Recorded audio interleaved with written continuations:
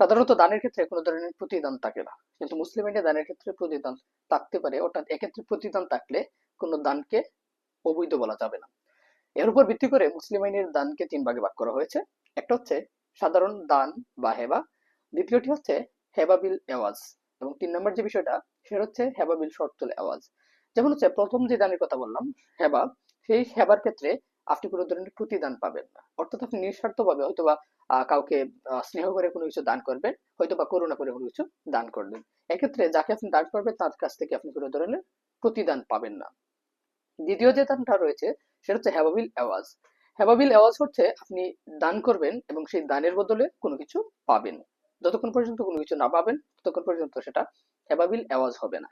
তবে এক্ষেত্রে আপনি যে প্রতিদানটা পাবেন সেই প্রতিদান কি পাবেন সেটা হয়তো আপনি নিজেও জানেন না। সেটা হচ্ছে স্বেচ্ছায়।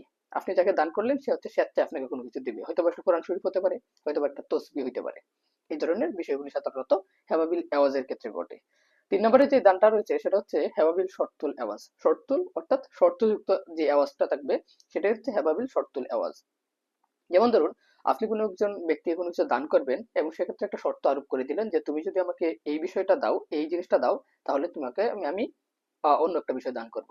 যেমন হচ্ছে আপনি একটা ব্যক্তিকে গরু দান করলেন, সে হচ্ছে আপনাকে একটা বেড়া দান করবে এই শর্তে। অর্থাৎ যতক্ষণ পর্যন্ত শর্তটা পূরণ না হবে ততক্ষণ পর্যন্ত সেটা শর্তুল আওয়াজ হবে না, হেবাবিল শর্তুল আওয়াজ হবে না। তো এই ধরনের তিন প্রকার দান মুসলিম আইনে আছে। তবে এক্ষেত্রে মনে রাখবেন যে যেকোনো দান করার ক্ষেত্রে অবশ্যই আপনাকে সেটা রেজিস্ট্রি করতে হবে।